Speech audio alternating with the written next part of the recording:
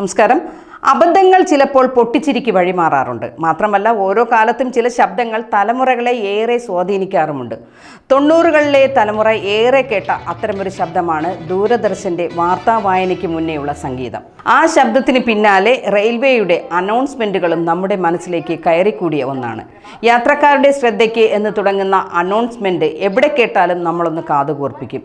എന്നാൽ അത്തരമൊരു അനൗൺസ്മെൻറ്റിന് കാതുകൂർപ്പിച്ച ലക്നൗ റെയിൽവേ സ്റ്റേഷനിലെ യാത്രക്കാർ പിന്നെ കേട്ടതിൽ അന്തിച്ചുപോയി.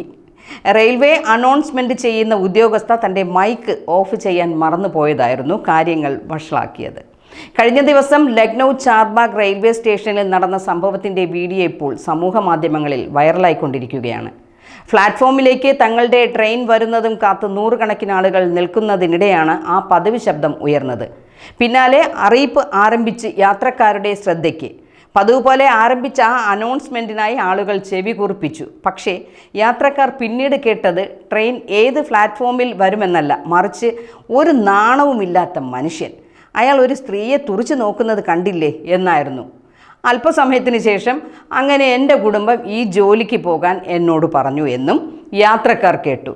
ഒരു നിമിഷം അന്തിച്ചു പോയ യാത്രക്കാർ പിന്നാലെ ചിരിച്ചു മറിഞ്ഞെന്ന് സമൂഹ മാധ്യമ ഉപയോക്താക്കൾ. അവർക്കും വേണ്ട എന്തെങ്കിലും ഒരു എൻജോയ്മെൻറ്റ്. ജോലിക്കിടയിലെ വിശ്രമവേളകൾ ആനന്ദമാക്കിയതാണവർ.